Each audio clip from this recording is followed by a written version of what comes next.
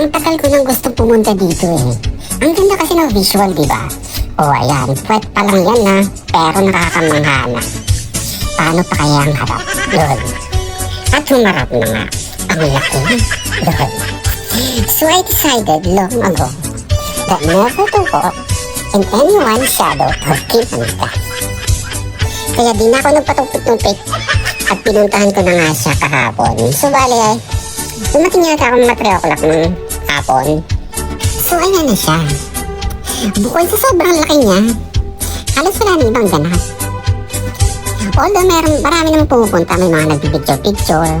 Kaya sabi ko ay Manong God, Manong, wag po. Lol, joke. Ang sabi ko sa kanya, Manong, di ba umiilaw-ilaw to? Sabi niya, oo, pero binubuksan niya pagkaan lang, alas 6 ng gabi. Alas 3:30 pala.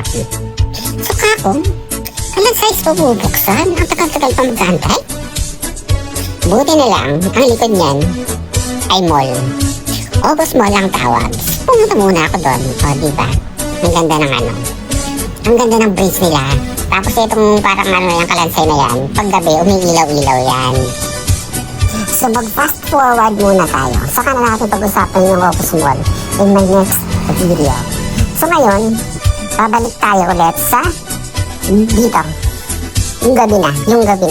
Siguro ano, 5:45. Hindi ko naman yung sa bakit siya matagal? So ayan na nga. Ayan na naman yung puwet niya. Pero style, may pailaw. At ganyan na siya. Kaya bang pagkagabi, may pailaw-ilaw pa. O, nag-i-illuminate yung anyabong ng katawan. May superpower na lumalabas. Nagiging pink. Pero sa actual na siya, silver. Pero sa video naka-pink.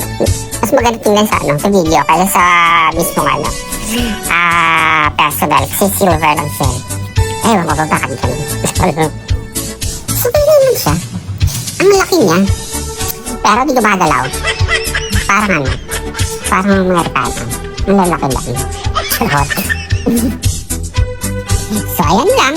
Naikwento ko lang. Merry Christmas. Bye-bye.